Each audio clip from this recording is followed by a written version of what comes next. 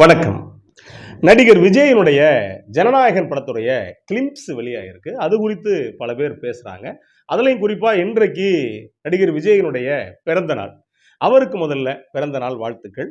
இந்த ஜனநாயகன் திரைப்படம் ரொம்ப சிறப்பா ஓடணும் அப்படின்னு நான் நினைக்கிறேன். ஏன் அப்படிங்கிறத இந்த காணொளியுடைய நிறைவுல சொல்றேன். இந்த ஜனநாயகன் பல எதிர்பார்ப்புகளுக்கு மத்தியில இந்த படம் பேசு பொருளா இருக்கு. கண்டிப்பா படம் ஓடும் அப்படிங்கிற வகையில அவருடைய ரசிகர்கள் எதிர்பார்க்கிறாங்க. இதுக்கான கிளிம்ப்ஸ் ஏறத்தாழ மொத்தமா எல்லாத்தையும் கழிச்சுட்டு பார்த்தீங்கன்னா, ஒரு 30 செகண்ட் வரக்கூடிய கிளிம்ப்ஸ் வந்திருக்கு. இது விஜய் கூட பூஜா ஹெக்டே நடிக்கிறாங்க, பிரகாஷ்ராஜ் நடிக்கிறாரு, மற்றும் பலர் நடிக்கிறாங்க. இந்த படத்துடைய இசை அனிருத் பண்றாருன்னு வச்சுக்கங்களேன். இந்த கிளிம்ப்ஸ் இன்னைக்கு ஒரு சில பேர் பார்த்த உடனே, தெறி கிளிம்ப்ஸ்யா, இந்த கிளிம்ப்ஸை வச்சே படம் 200 நாள் ஓடும் அப்படிங்கிற வகையில ஒரு சில பேர் பேசுறாங்க. ஒரு சில பேர் தெறிக்க விட்டுருக்காருயா, சிங்கத்துடைய கர்ஜனை மாதிரி இருக்கு அப்படின்னு சொல்றாங்க. இந்த கிளிம்ஸை வச்சு ஒரு படம் ஓடுமா ஓடாதா அப்படின்னு கணிக்க முடியுமா அப்படிங்கிற கேள்வி இருக்கு. முன்னாடியெல்லாம் ட்ரெய்லர் வரும் படம் பார்க்கும்போது, அது எல்லாத்தையும் போட்டு கம்மிங் சூன் அப்படின்னு போட்டு, இல்லை தமிழில் விரைவில் அப்படின்னு சொல்லி போடுவாங்க. அதை வச்சு நம்ம ஓரளவு ஒத்து பார்த்துக்குவோம். இதோடைய கதை என்ன இருக்குது, என்ன வேகத்தில் இருக்குது, என்னவா இருக்குது, இது என்ன பிளாட்ஃபார்மில் போகுது அப்படின்னு நம்ம ரொம்ப தெரிஞ்சுக்குவோம். சரி, இந்த கிளிம்ஸ்னா என்ன? முதல்ல ஒரு லுக்கு, அவ்வளோதான், ஒரு பார்வை. இது மட்டும்தான் கிளிம்ஸ். இந்த கிளிம்ஸ் எதுக்காக விட்டுருக்காங்க அப்படின்னா, அவருடைய பிறந்த நாளுக்காக விட்டுருக்காங்கன்னு வச்சுக்கோங்களேன். இதை வச்சே படம் ஓடிட போகுது. அது ஓடுது ஓடலைங்கிறது அப்புறம். நம்மளை பொறுத்த வரைக்கும் விஜயுடைய இந்த படம் கண்டிப்பாக ஓடணும், பெரிய வெற்றி அடையணும் அப்படின்னு தான் நான் சொல்கிறேன். அப்போ இந்த கிளிம்ஸை வச்சு கணிக்கிறது இருக்குல்ல, இது ஆளாளுக்கு சும்மா நாளும் அளந்து விடுறது தான். எதையாவது சரி ரைட்டு, இதை பேசுவோம் அதை பேசுவோம் அப்படின்னு அளந்து விடுறது தான். இது எப்படி இருக்குது அப்படின்னா, அந்த குழந்தை பிறந்த உடனே இந்த புள்ள முதலமைச்சர் ஆயிரும், இந்த புள்ள இது எஸ்பி ஆயிரும், இந்த புள்ள கலெக்டர் ஆயிரும், ஏங்க இந்த புள்ள அமெரிக்காவுக்கே ஜனாதிபதி ஆயிரும் அப்படின்னு சொல்கிற கணக்கு தான். ஏன்னா பிறந்த குழந்தை அதுக்கு பிறகு படிக்கணும், நல்லது கெட்டது பண்ணணும், இவ்வளோ விஷயங்கள் இருக்குது. எல்லா குழந்தையும் மேலே வந்துடுறது கிடையாதுன்னு வச்சுக்கோங்களேன். இது மாதிரி தான் இந்த கணிப்பு அப்படிங்கிறது. இன்னொன்று, ஒரு சில பேருக்கு ஆசை கூட அதுவாக இருக்கலாம். இப்போ அந்த வகையில் தான் கவனித்து பார்த்தீங்கன்னா, இது ஒரு வகையான எதிர்பார்ப்பு தான். ஆனால் படம் எப்படி வருது அப்படின்னு நம்ம படம் வரும்போது பார்க்கலான்னு வச்சுக்கோங்களேன். இது ரசிகர்களுடைய ஆசை என்ன அப்படின்னா, கண்டிப்பாக இந்த படம் ஓடணும் அப்படிங்கிறது தான். ஏன் ரசிகர்களுடைய ஆசை அப்படின்னு நான் சொல்கிறேன் அப்படின்னா, இது எப்படி இருக்குது அப்படின்னா, அந்த மகளுக்கு திருமணமாகும். திருமணமாகிறப்ப அந்த புள்ள அந்த வீட்டில் தான் இருந்திருக்கும். அப்பா அடிச்சிருப்பாரு, அம்மா அடிச்சிருக்கும், அண்ணன் தம்பி அடிச்சிருப்பான், கிண்டல் பண்ணியிருப்பாங்க, கேலி பண்ணியிருப்பாங்க. இந்த சனியனை தொலைச்சி அழுதா பரவாயில்லன்னு அப்பா அம்மா சமயத்தில் கோபத்தில் திட்டியிருப்பாங்க. ஆனால் அந்த கல்யாணம் ஆகிறப்ப கூட, சரி நம்ம பிள்ளைக்கு ஒரு நல்ல இடம் கிடைக்குது, நல்லபடியாக கல்யாணம் ஆகட்டும் அப்படின்னு ஒரு ஏக்கம் இருக்கும் அப்பா அம்மாவுக்கு. ஆனால் இந்த கல்யாணமெல்லாம் முடிச்சுட்டு கடைசியில் அப்பா அம்மா கிட்ட ஆசீர்வாதம் வாங்குவாங்க. ஆசீர்வாதம் வாங்குறப்ப அந்த விபூதி பூசுவாங்க. அப்போ திடீர்னு அந்த அம்மாவுக்கும் அப்பாவுக்கும் ஒரு மனசு ரொம்ப துத்திக்கும். ஐயையோ, என்ன ஆக போகுதுன்னு தெரியலையே, நம்ம புள்ள மாட்டிக்க போகுதோ, என்ன கண்டிஷன் தெரியலையே, தெரியாத்தனமா கல்யாணம் பண்ணிட்டோமோ அப்படின்னு 2 பேரும் ஒரு குரல் எடுத்து அழுவாங்க. அப்பாவும் அம்மாவும். இந்த பொண்ணும் அழுகும். இதை ஏன் நான் சொல்ல வர்றேன் அப்படின்னா, விஜயுடைய கடைசி படம் இது அப்படின்னு சொல்றாங்க. ஆனா கடைசி படமா அப்படின்னு விஜய் இன்னும் முடிவு பண்ணல. விஜய் சொல்லவும் இல்லைன்னு வச்சுக்கோங்களேன். இது மாதிரி தான். இப்ப இந்த படம் வந்த பிறகு, இதுக்கு பிறகு விஜய திரையில பார்க்க முடியுமா? பழைய படங்கள்ல பார்க்க முடியும். ஆனா விஜய கதாநாயகனா வேற படங்கள்ல பார்க்க முடியுமா?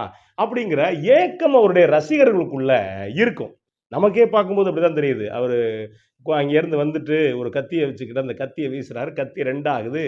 வி ஃபார் விஜய் அப்படின்னு சொல்லி அவருக்கு, தளபதிக்கு வாழ்த்துக்கள் போடுறாங்கன்னு வச்சுக்கங்களேன்.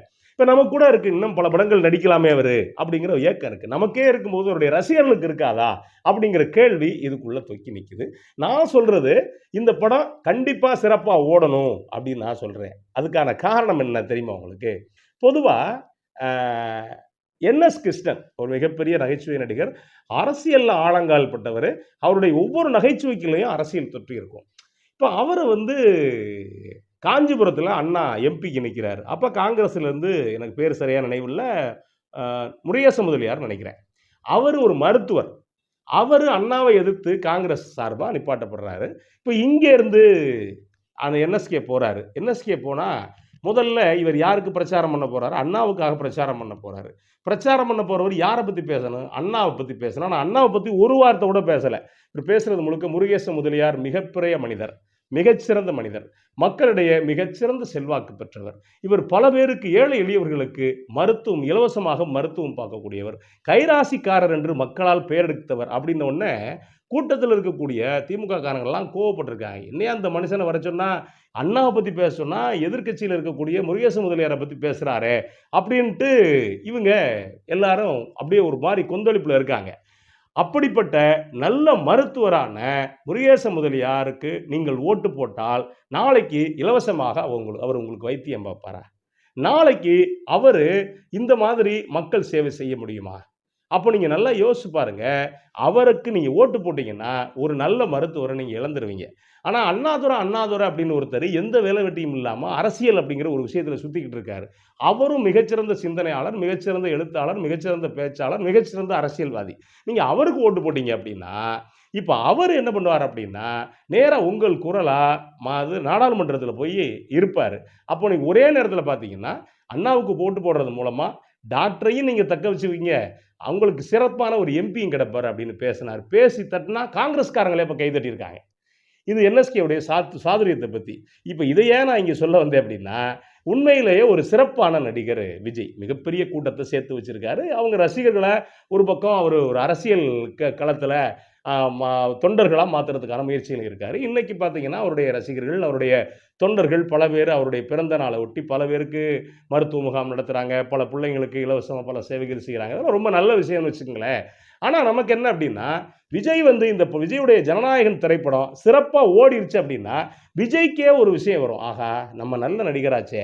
நம்ம படங்கள்ல இவ்வளோ வேல்யூ இருக்கே! நம்ம ஒரு அரசியலுக்கு போய் ஏன் தேவையில்லாத ஒரு வேலைய பார்க்குறோமா? அங்க நெறைய அரசியல்வாதிகள் ஏற்கனவே இருக்காங்களே! இந்த இடத்துல போய் நம்ம என்ன செய்ய போறோம்? அப்படிங்கிற இன்னொரு ஏக்கம் கூட விஜய்க்கு வரலாம். ஏன் விஜய் ரசிகர்கள் கூட வரலாம். இப்படி ஒரு நம்ம நடிகர நம்ம தலைவர நம்ம இழந்துட்டோமே! அவர் அரசியலுக்கு போய் என்ன ஆவாரோ? அப்படிங்கிற அந்த பதவிதைப்பு கூட வரலாம். இந்த விஷயத்துக்காக கூட இந்த ஜனநாயகன் திரைப்படம் சிறப்பாக ஓட வேண்டும். நன்றி, வணக்கம்.